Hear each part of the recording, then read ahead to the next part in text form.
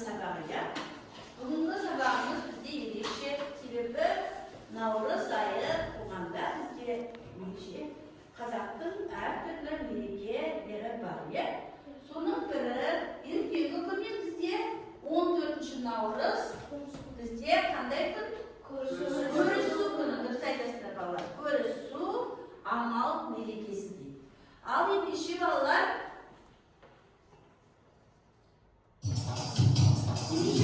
осы қыстан аман есен шығып, бір-бірімізді көрісіп, қазақ халқы турасында өздерімен бір-бірімен құшақтайып, амандасып көріскен екен. Ендеше балалар бізге көрсете қояйық. Аман балалар, аман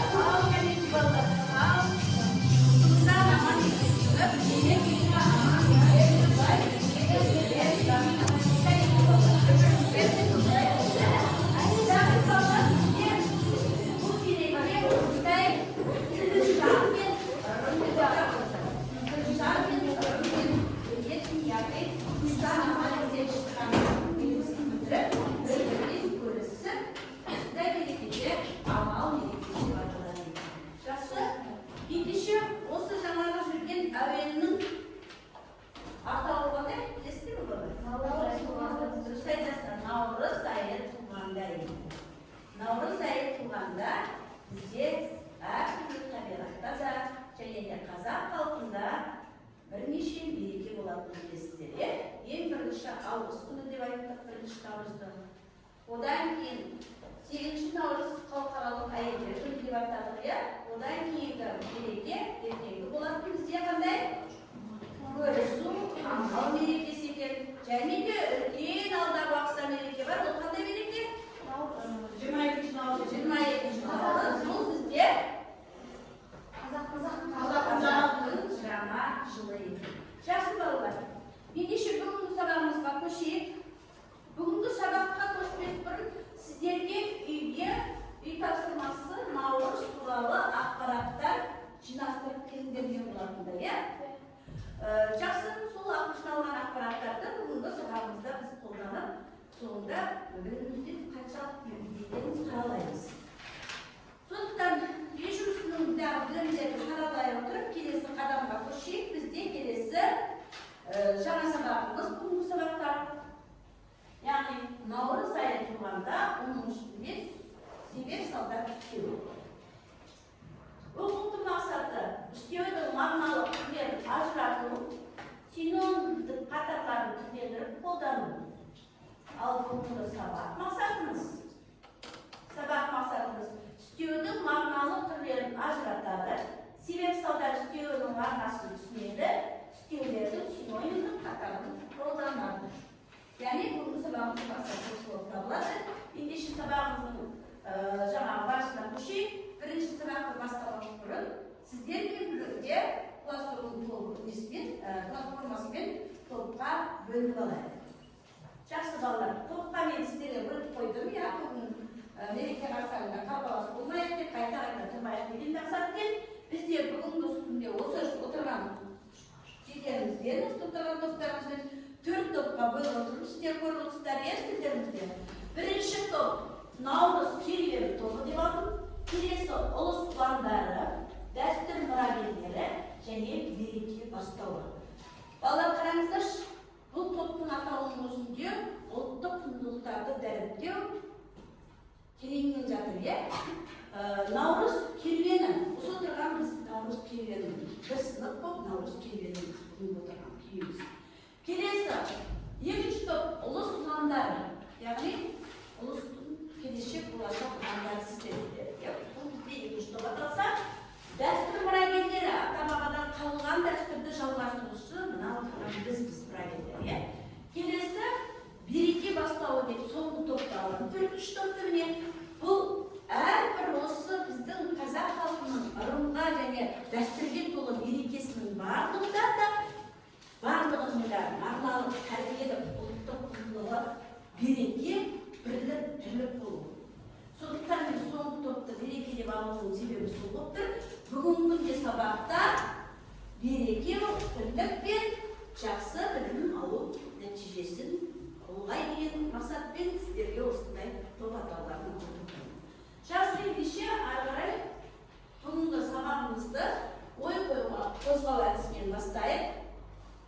яғни сіздерге алдарыңызға қазір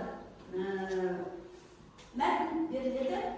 Сол мәтіннен өздіктерінен бүгінгі себеп салдар үстеуінің сипатымен сұрағын анықтайсыздар.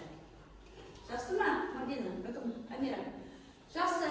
Ендеше мәтін бізде бірінші топқа наурыз керуен тобына жаңағы ой қозғаған мәселе туралы мәтіндер берілді. Сол мәтін бойынша қазір тақтадарыңыз келе көріп болса, сол мәтінді алдарыңызға таратып, сол мәтіннен жүрістеуді ой қозғап, бүгінгі күннің сонда біз сөздің 7-ші мағыналық түрі себеп салдар үстеуінің сипатымен сұрағын өздіктеріңізден ережесін шығарады екенбіз. Жалпы жаңартылған мағыналық ережесі солай ғой бізде. Яғни оқушылар ізденіспен жарақты өздері беттерінен меңгеру керек. Жақсы, ендеше бірінші топқа бізде наурыз керуені мәтіні ал кәнекей ойларымызды қозғап тапсырманы орындап қойыңдар. Екінші топқа келесі үшінші топтың тапсырмасы және де төртінші топтың тапсырмасы.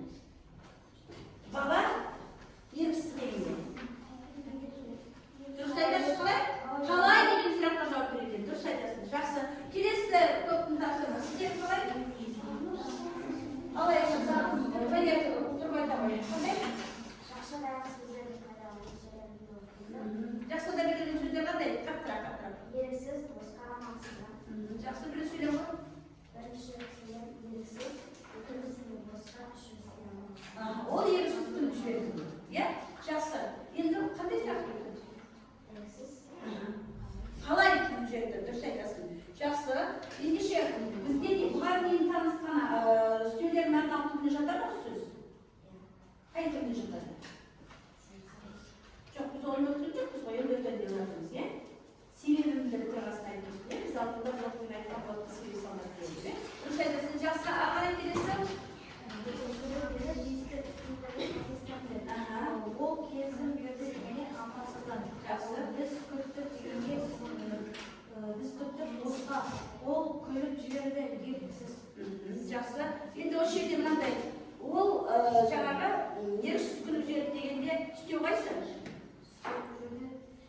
ережет дегенде. Еріксіз. Сонда қандай сұрақ қойдың? Дұрыс айтады, қалай? Қалай деген сұрақ қояды екенбіз. Жақсы. Келесі кеттік, сіздердікі? Берілген сөздермен сөйлем Жақсы. Бізге 3 сөз берілді. Амалсыздан еріксіз босқа. Босқа себеп салдар түстейді. Қалай деген сұраққа жауап береді. Еріксіз қалай деген сұраққа жауап береді. Амалсыздан қалай деген. Жақсы. Ендеше портабелі армирасында бұның көрсететін себеп салдар үстеуінің сипаты қандай екен? Ол сәрекеттің несін білдіреді екен? Себеп салдар ол сәрекеттің себебін және салдарын білдіреді. Дұрыс айтады. Себебін, салдарын, яғни олардың қалай орындалғанын. Не себепті қалай және не деген сұраққа жауап береді екен. Өте тамаша. Балалар, сонымен біздің бүгінгі өтетін себеп жаңағы үстеудің соңғы 7-ші түрі себеп салдар үстеуінің қандай сұраққа жауап береді екен, және ол қандай сөздерді бұзады екенін, және іс-әрекеттің қандай сипатын білдіреді екенін біз өзіміз шығардық, иә? Сонда портабеледе себеп салдар үстеуі іс-әрекеттің болуын себебін білдіреді екен, иә? Сипатын себебін білдіреді екен, және де қалай, неліктен, қалай, неге де тағдырға жауап береді, не себепті дегенде. Жақсы, ендеше балалар бүгінгі сабақты өз бетімізбен ережесінің сипатының анықтап алдық. Келесі сыныптау үшін жаттығулар жұмысына көшейік. Тапсырмалар. Жақсы, келесі тапсырма сіздермен топтық жұмыс біздер 1-ші топ, 2-ші топ, 3-ші, 4-ші топ отырмыз. Сіздер қазір тапсырма мынандай, яғни мына әдіс арқылы біз алған мәтіндерімізді пысықтаймыз. Яғни QR-код арқылы мәтін әдісі мұнда отбасылар жаңа топтарға қатысында қысылмен берілген 1-ші топта Жұбаныш, 2-ші топта Жәния, 3-ші топта Ағарыс және 4-ші топта Әмираның атауы қысылмен берілгендіктерді осы топ басшылары сіздер қазір қолдарыңызға соткаларыңызды алып QR-мен әрбір жаңағы берілген QR-кодты басып аша қойыңыздар. Келесі ал келе қойыңыздар.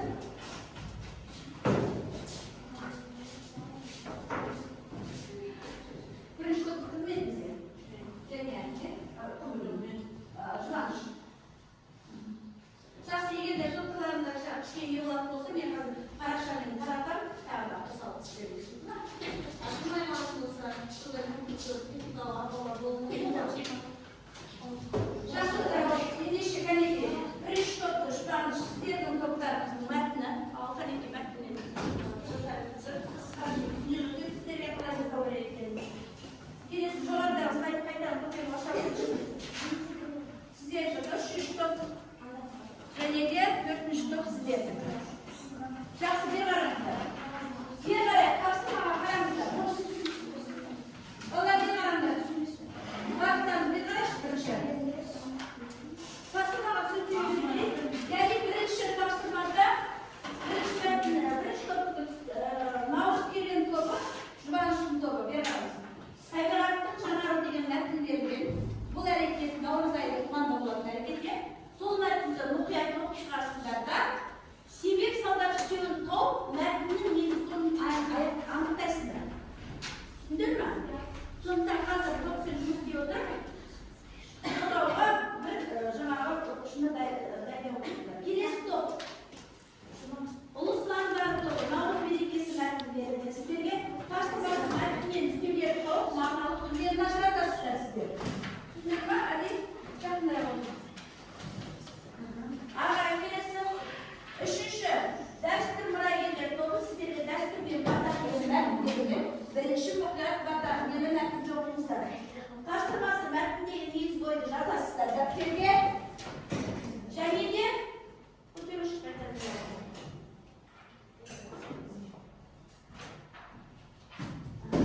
Екі сұрақты құрастырасыздар. 4-ші топ береке бастауы ұлттық ойындар мәтіні берілген. Себеп салдар сөйлерін жазып, мәтінден 3 ескілікті табасыздар. Түсінікті ме? Жақсы, ал Жұбаныш. Жұмыстарын бастай бердіңіз. Бастай бердіңіз. Бұл жұмыстар болдыңыздар ма? Келесі слайдта не істеу керек екенін бағалауыңызға керек айтып кетейін.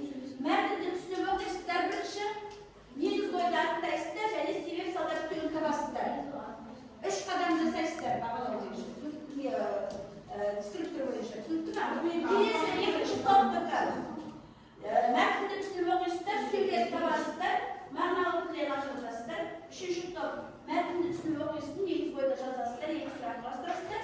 Metnді оқып, себеп салдар сөйтіп жазып, үш әрекеттік жазасыздар, үш жетістік жазасыздар. Жақсы, ал бастайық. Жастаймыз.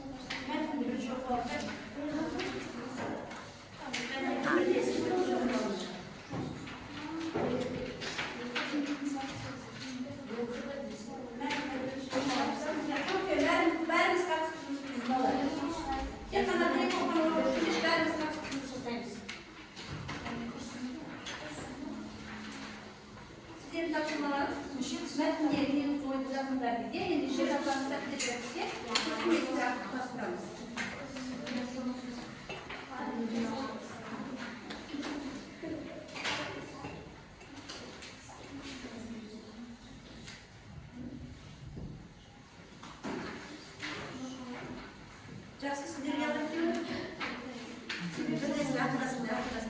Сен салдар сөйлемдеп жазап, бәрінен үш ет алып Болып па, сіздер? Сөздер бар, не сөз бар? Аңсаңыздар ма?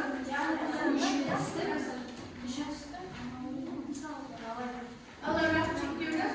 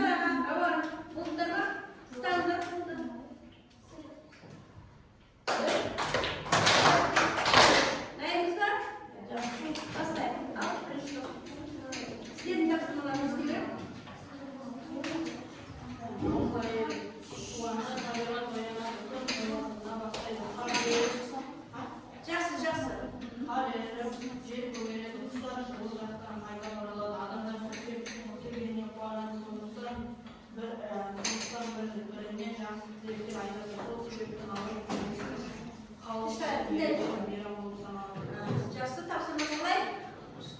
Тапсырмасы себеп салдар себеп тауып мәтін негізгі ойын анықтап табиғаттың жаңалығы. Не ол табиғаттың жаңалығы?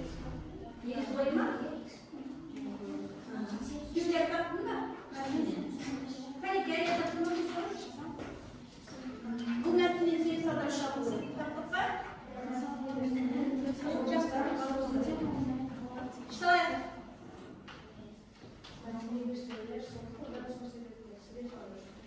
Себеп салдар себебі бұндағы сондықтан және сол себепті. Жақсы, балалар мәтінді оқып, мәтіннің жаңағы негіз ойын анықтадық, және сонымен қатар түйеулері себеп салдар түйеуін тапсырды. Яғни екі тапсырма бойынша әлемжан сізге сіз қана оқып отырсыз. Мұқият болып тапсырма барда. Жақсы, келесі İşte tavsırmasından gidiyoruz oraya.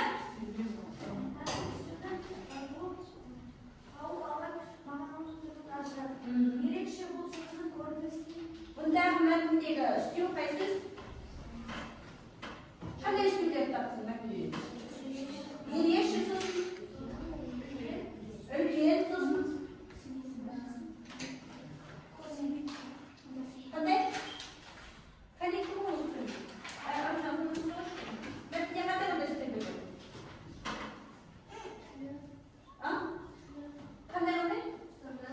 Turli degan. Shaxsiy kishi bir ishi eri ishi istayotganda qanday qiladi?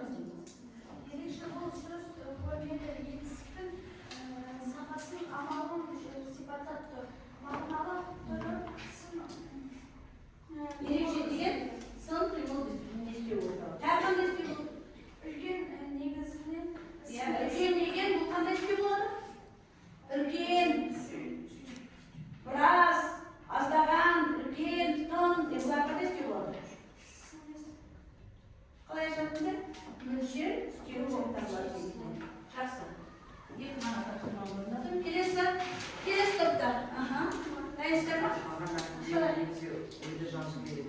Арыз бірлікке татулыққа және күрелі сыйлауға Негіз бұл шақыратын ұлттық өнерге және екі сұрақ құрастыру қажет. Бірінші сұрақ ақсақалдар жастарға не береді? Екінші сұрақ Ақсақалдар қандай? Ақсақалдар жастарға не береді? қандай не береді деген? Бұл жерде не береді деп ойлайсыздар? Қандай класстықтар бұл жерде құрмет болады ма? Болады, иә? Жақсы, тағы да Наурыз қандай мереке? Наурыз қандай мереке дейді? Жауап берейінші. Наурыз қандай мереке? Қандай? Қазақтың жаңа жылы, жыл басы болып тұрады. Рауан өтте тамаша ма? Үш тапсырманың жауабында тұр, иә? Жақсы, келесі кеттік. Келесі топ. Келесі топ. Сіздер қалай тапсырмаған? Bir sebep sallar söylemeyin şahsen. Ben düşünüyorum. Жақсы. Ұйыстырайық, бір-бірімізді тыңдаймыз. Себеп салдар бар сөйлемін қайсы сөйлеміз? Көпшілік жиналар, сондықтан мереке өте қызық өтеді. Жақсы, осындағы сөйлем үстеу. Қандай үстеу? Сөйлем. Себеп салдар үстеу, қандай үстеуді айттыңыз? Сондықтан дұрыс айтасың. Жақсы. Ал үшіншісі тақырып бар? Етістік дегеніміз не? Етістік ол бір заттан іске маңызды. Жақсы. Амирадан басқаны сөйлейміз бала. Жақсы балалармен біз жаңағы бақтың себеп салдар үстеу дегенімізде және оны қандай үстеу тауып мағыналық түрлеріне ажыратылған негізгі айтымыз. Келесі тапсырмамыз балалар сіздермен келесі жұрттық жұмыс болып табылады. Бұл синонимдік сәйкестік. Жаңа біз айтып отырғанымыз бүгінгі сабақта біз себеп салдар үстеуін түсінеміз және де оның сонымен қатар үстеулердің мағыналық түрлерін ажыратамыз дедік. Және де үстеулердің синонимдік қатарын сәйкестендіру дедік. Ендеше синонимдік қатарды қолдана аламыз екен. Сол біздің деңгейімізде сіздерге жұрттық жұмыс болып табылады. Қазір мына жерде сіздер үшеуіңіз жұмыстаса қойыңыздар, иә? Бесеуден отырмыз ғой, келіңіздер. Бізде 3-4 бала келіңіздер алды, иә? Сіздер жұптаса қойыңыздар. Сіздер екеуіңіз, үшеуіңіз жұптаса қойыңыздар, сіздер екеуіңіз жұптаса қойыңыздар, дәл солай жұптаса қойыңыздар. Жақсы ма тапсырмаға? Жақсы, ендеше жұптық тапсырманы қараңыздар. Синонимдік сәйкестік әдісі арқылы үстеудің орнын және мағынасын дұрыс қолданып, нақыл сөздердегі үстеулерді синоним қатарына сәйкестендіресіздер. Дескриптор мистикстер, яғни бағалау. Нақыл сөздердегі үстеудің орнын және мағынасын дұрыс қолданасыздар. Себеп салдар үстеулердің синонимдік сәйкестендіресіздер. Сіздерге берген тапсырманы экранда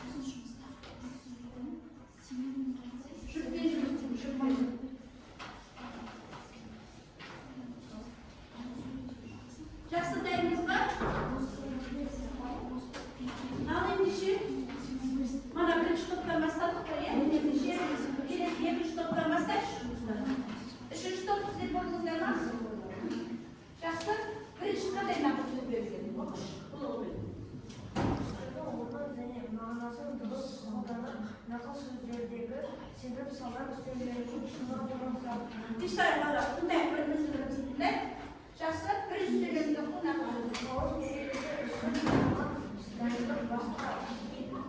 наурыз мерекесі үшін дайындалған дайындық босқа кетпейді дейді. Осындағы сөз қай сөз? Босқа, босқа қай сөзге сәйкес дейді? Молодец, өте тамаша. Босқа деген сөзді бекерге деген сөзге сәйкестендірмек. Дұрыс па балалар?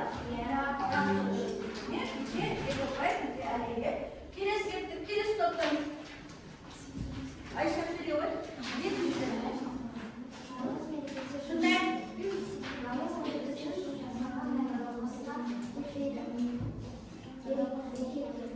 Бекерге деген себеп салдар теория жақсы. Оған жаңағы көктемдегі жер еріксіз жаз күндерді шайқайды. Осындағы себеп салдар теория бірінші топ. Қандай істеу? Үстел бірінші ғана жоқ үстелінде. Еріксіз деген бар екен. Не тақыл сөзде кездескен? Оған сәйкестендіретін қандайды? Еркімен бірінші топ дұрыс па? Еріксізге еркімен істеген сәйкестендіріп дұрыс па? Дұрыс екен. Жақсы, молодец, отыр ғой. Келесі жарайсың. Келесі үшінші топ. Үшінші төлемді оқиды, нақыл сөзді. Үшінші. Намыс көжесін дайындаған әже амалсыздан шаршайып, бірақ жүрегі риза болады. Жақсы.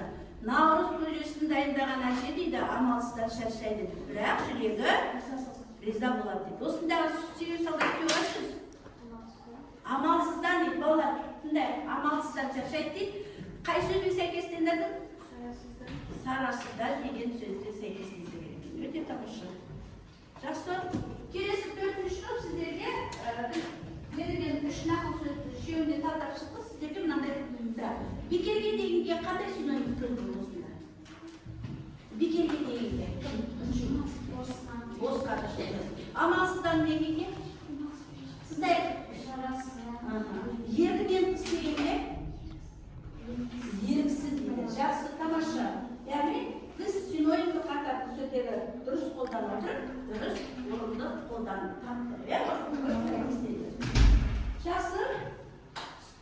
Енді балалар синонимнің мағыналық түрлері және онымен қатар мағыналық түрлерін дұрыс қолдануымыз екен, және де сол үстемдерге синонимнің қатарлары бар екеніне соны меңгереді. Келесі енді сіздерге бүгінгі сабақтан алған білімдеріңізді пысықтау мақсатында келесі тапсырмаларымыз жеке жұмыс. Жақсы? Жеке жұмыс. Әрқайсысына жеке берілетін жұмыс. Бұл бізде графикалық диктанттар жасалынды. Бұндай яғни бұл тапсырма арқылы сіздер істеудің мағыналық түрдерін ажыратасыздар, істеу алдыңдарыңыздар. Яғни сөйлемдегі мағыналық түрді ажыратып отырып, сына берілген сөйлемдер. Яшыққа мағыналық түрлерін белгілерін қоясыздар. Егер де бірінші сөйлем мысалы наурыз көше өте дәмді дайындалып деген мекен істеу болатын болса, м деп қоясыздар. Түсіндіңіздер ме? Мөлшер істеу болса, м деп қоясыздар. Себеп салдар істеу болса, с деп қоясыздар. Түсіндіңіздер ме балалар, иә? Біз бұндай жаңағы диктантты орындап жүріп, сондықтан жеке орындаймыздар. Қазір қорғауға сөйлемеген оқушылар шығайық.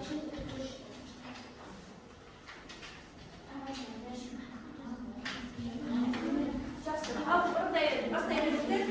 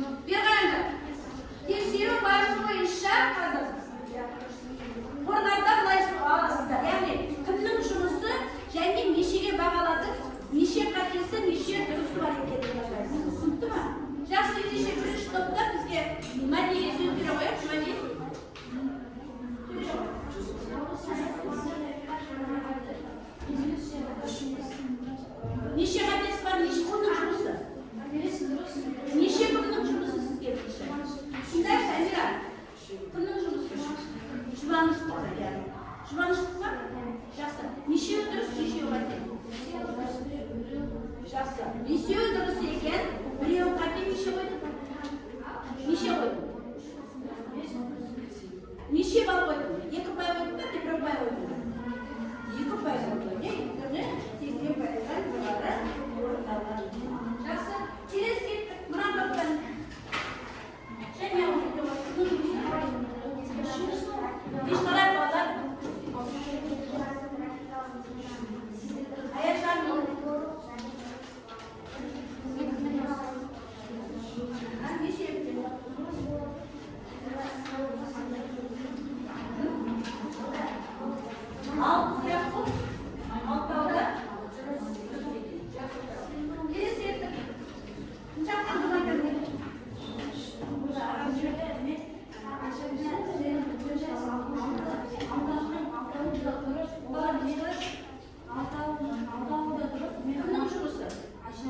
Ayşan'ın sürüsüyle Allah'ın sonuçlar mı? Kaçağı 3 bal koyalım. Yaptığım havales. Kilis getir. Kilis kostayın havalesinde. Kalktım mı? Kolay.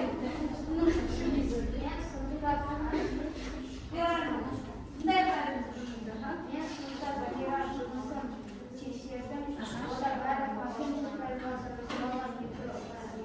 Бәріміз 100% күштейді. Не сұрақ көрді? Неше сұрақ болды? Неше болды? 6 болды, 6-да. Жақсы. Молодец, сутравать. Келесі. Келесі кеттік. Жақсы балалар, ендішіміз өзара ұлттастық тексеру арқылы жеке жұмысымызға тексеріп өттік. Жаңағы бағалау несі бойынша тексеру барысында бізде жақсы нәтиже көрсетілген. Жақсы.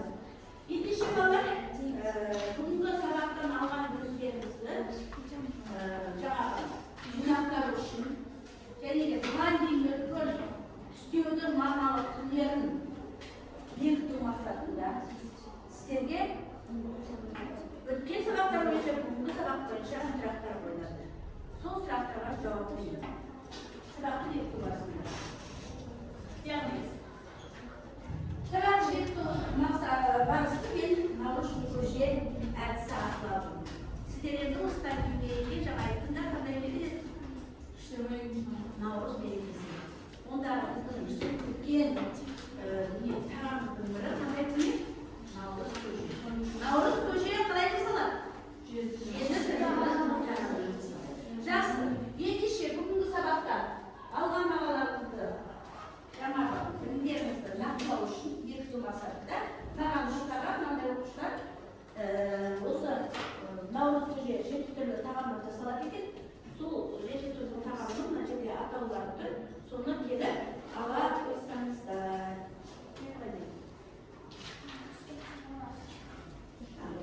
Жақсы. Ендеше Аяшан шыға ғой. Келесі Елжас шыға ғой. Жақсы, Елжасын, сіздер тағамды жаңа ала қойыңыз. Тағам ала қойыңыз. Жақсы, кәнекей. Роман, таңдап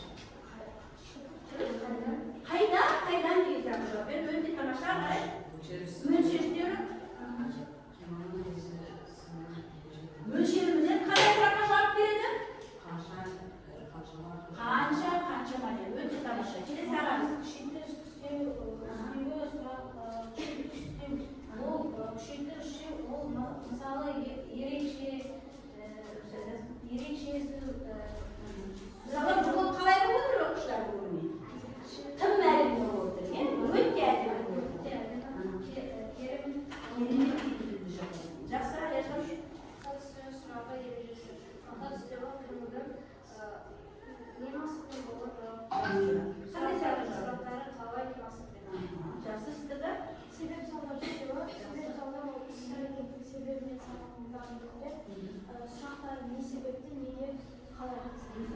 Тамаша. Келесі және Стилі сұрақ нәтижесі. Сын қимыл стилі қимыл іс-әрекет жүргізу амалын біледі, қандай сұрақ жауап берді? кімше Қалайша деген сұраққа жауап берді. Қалайша жасалдыңыздар? Кім неше жасалды дегенде, кім деген жүйтіп болса, екінші деген сіз білмейді отыр. Өте тамаша балалар отыра қойыңыздар. Көне балалар жүргізген сабақта, яғни себеп қана сонда үстел ғана өтпей, сонымен қатар басқа да өткен үстелдердің амал түрлерін жинақтап жақсы.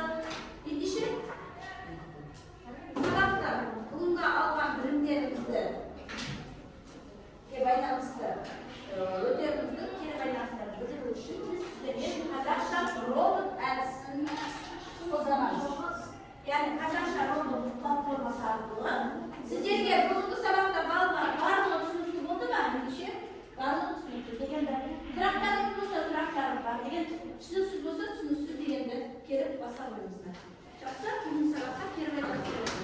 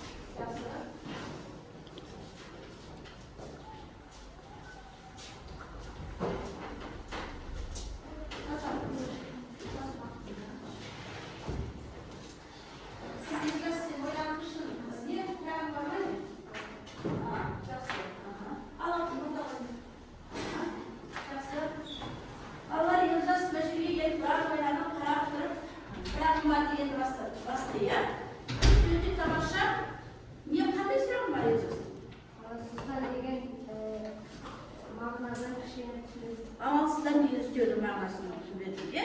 Біз жаңа әрбір топтықта, жұптықта жұмыс істегенде осы сөзді кездестірдік амалсыздан деген. Бірақ енді жас ішкенде мағынасын түсіндіру екен, отыра қойып жасын түсіндірейік. Амалсыздан деген шарасыздан, амал жоқ қолдан келмеді деген нәрсе. Мысалға мен сіздер айтамын ғой, орындарына отырыңдар, әрқайсысы өз орындарына отырыңдар дегенде амалсыз жолдасымен отырып келсе де досыммен, бірақ амалсыз сол қыздың жанына барып отыру керек болды. Міне осы дүниені айтады. Амалсыздан, шарасыздан, қолынан амал келмеді деген мағынаны білдіреді. Жақсы, өте тамаша балалар. Үй тапсырмасын ала қояды ендеше. Кітаптарыңызды үй тапсырмасы. 136 бет, 13 тапсырма жазылыңыздар. Түсінді ма балалар? Жақсы, енді бері қараңыздар балалар. Сіздерді бүгін мен сіздерді қараңыздар. Қазақтың ұлттық іс-аяғы түрі тостаған мен бағаласын. Аңғардыңыздар ма? Өзара ортақтастық келісу барысында да сіздерді бағаладым. Ендеше аяжан. Әрбір топтан осы бағалау бойынша жауабы қанша тостаған жинаған екенсіздер? Айта қойшы. 9. Өте молодец. Мына топта мира қанша тостаған жинады? 9. Өте тамаша. Мына топта және қанша бағалау? Қанша? 8 тостаған жинаған екен. Мына топта жұбаныш қанша жинады? 7 жинаған екен. Жақсы балалар, ендеше бұл бізде сіздердің бағалауларыңыз болып табылады. Және де басқаларыңызда бағаларыңыз жинақтап алып, бағаларыңыз шарасы қойылады. Жақсы балалар, өте тамаша бүгін сұрағыңызда сау болыңыздар.